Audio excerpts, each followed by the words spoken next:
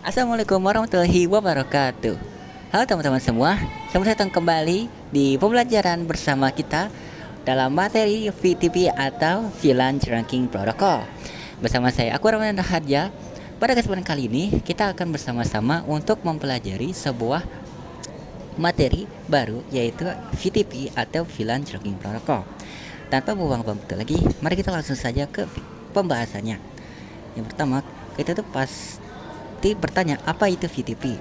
Secara singkatnya, VTP atau VLAN Tracking Protocol adalah sebuah protokol proprietary Cisco yang digunakan dalam jaringan komputer untuk mengelola VLAN secara tersentralisasi. VTP memungkinkan seorang administrator jaringan untuk membuat, menghapus, atau mengubah jaringan, maksudnya nama VLAN hanya pada satu switch atau VTP server saja, yang kemudian akan disinkronisasikan ke semua switch dalam domain VTP yang sama. Lalu terdapat poin penting juga nih dalam pembelajaran VTP. Singkatnya, kita terdapat fungsi utama nih dari VTP. Apa itu fungsi utamanya? Fungsi utama dari VTP adalah untuk mempercepat konfigurasi dan menyinkronkan database VLAN atau VLAN dot di seluruh switch yang ada. Juga mengurangi kesalahan manusia dan menyederhanakan manajemen jaringan yang relatif besar. Nah, VTP itu pasti terdapat jenis-jenis modenya, teman-teman. Nah, tapi modenya itu apa saja? Nah, di sini saya telah menyiapkan mode-mode VTP tersebut. Apa saja itu? VTP yang pertama ada VTP mode server dan klien. VTP mode server adalah sebuah tempat untuk membuat, mengubah, maupun menghapus VLAN dan menyebarkannya ke klien. Sedangkan VTP mode klien adalah yang menerima sinkronisasi dari server, tidak bisa mengubah konfigurasi VLAN sendiri. Jadi VLAN klien ini hanya menerima apa yang dikirim oleh VTP server ya teman-teman. Lalu terdapat VTP transparent dan domain dan password. VTP server adalah sebuah tempat membuat, mengubah, atau menghapus VLAN dan menyebarkannya ke klien. Sepertinya saya salah teman-teman ya, mohon maaf. Kita langsung aja ke VTP domain dan password. Semua switch harus berada dalam satu VTP domain yang sama dan memiliki VTP password yang sama agar sinkronisasi dapat berfungsi dengan lancar.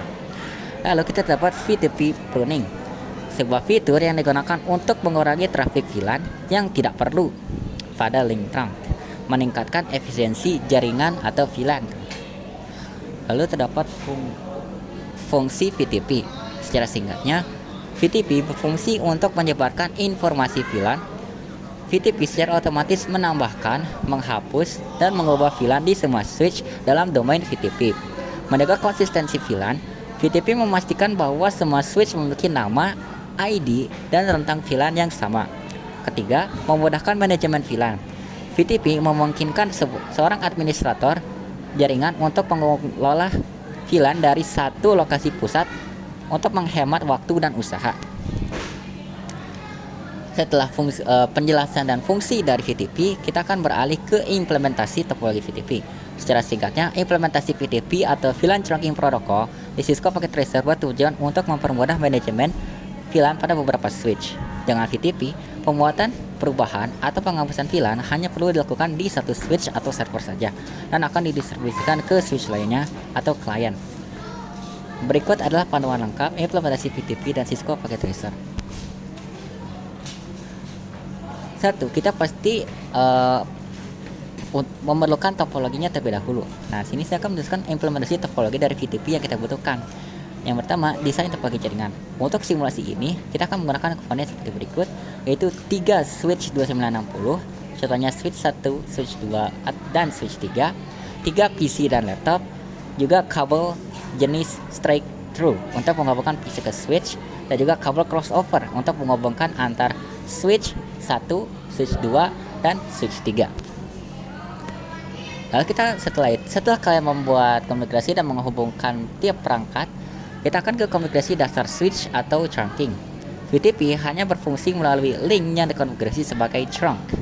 Di switch 1 atau server, masuk ke command line interface dan jadikan port yang terhubung ke switch 2 sebagai trunk dengan command interface 01. Lalu config if switch port mode trunk, bukan mode akses teman-teman ya, tetapi mode trunk.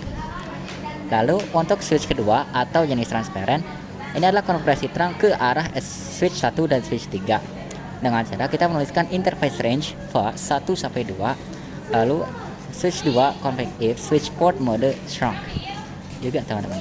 Setelah itu switch ketiga client adalah konfigurasi terang ke arah switch kedua, yaitu dengan switch 3 interface VA 01 dengan switch port modenya juga trunk. Jadi ketiga switch ini pastikan mereka dalam mode trunk teman-teman, bukan mode akses. Lalu yang ketiga terdapat konfigurasi VTP server. Nah, jadikan switch 1 sebagai pusat manajemen. Dengan caranya kita menuliskan VTP domain Cisco dengan VTP password Cisco dan VTP mode server. Dengan ketiga komen ini kita akan menjadikan switch yang pertama sebagai pusat dari internet ini teman-teman ya. Lalu kita dapat konfigurasi VTP yang transparent atau switch yang kedua.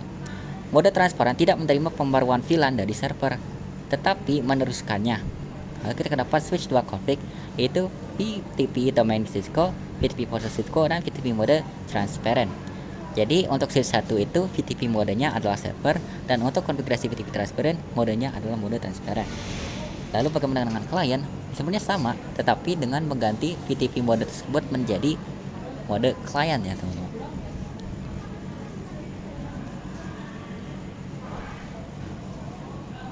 Lalu kita beralih ke verifikasi dan pengujian. Ini sebenarnya hanya pengecekan saja ya teman-teman ya, langkah untuk pengecekan. Jadi cara cek status VTP itu adalah dengan ketik show VTP status di setiap switch untuk memastikan bahwa domain name dan modenya sudah sesuai dengan yang kita inginkan.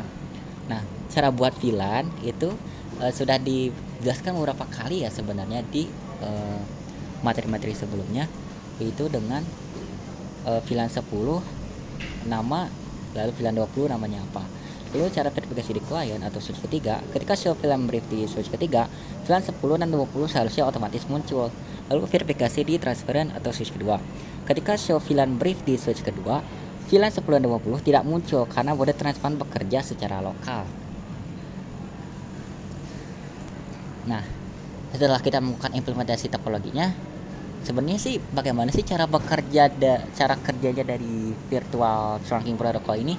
Nah, VTP server secara berkala mengirimkan iklan VTP teman-teman ya, yang berisi informasi. Jadi kan bisa anggap iklan ini sebagai data ya. Jadi bisa anggap dulu sebagai data yang berisi informasi VLAN semua switch dalam domain VTP. Switch VTP client menerima iklan VTP dan membandingkannya dengan konfigurasi VLAN lokal. Jika ada perbedaan, maka switch VTP client akan memperbarui konfigurasi VLAN lokalnya agar sesuai dengan iklan VTP.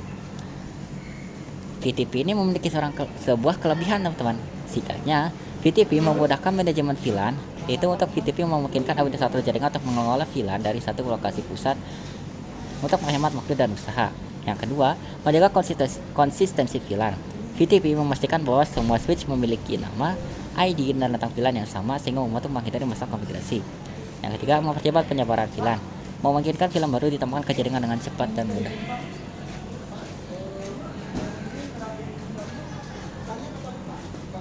Kekurangan VTP, singkatnya, ketergantungan pada Cisco. VTP adalah protokol milik Cisco, tidak kompatibel dengan switch dari vendor lain. Dari segi keamanan, VTP itu cukup rentan terhadap serangan karena informasi VLAN ditransmisikan secara jelas dan juga kurang fleksibel. VTP tidak menawarkan banyak opsi konfigurasi lanjutan. Baiklah, terima kasih banyak atas perhatiannya teman-teman ya. Semoga materi ini dapat bermanfaat bagi kalian teman-teman ya. Maafkan apabila masih terdapat kekurangan dan juga apabila sebenarnya saya tidak bisa menunjukkan implementasi secara langsung melalui Cisco ya teman-teman ya. Tetapi saya berharap materi ini masih bisa bermanfaat untuk kalian semua, dan saya senang apabila kalian telah sampai kepada titik ini. Ini berarti kalian sudah meluangkan waktu kalian untuk saya. Jadi itu saja dari saya. Wassalamualaikum warahmatullahi wabarakatuh.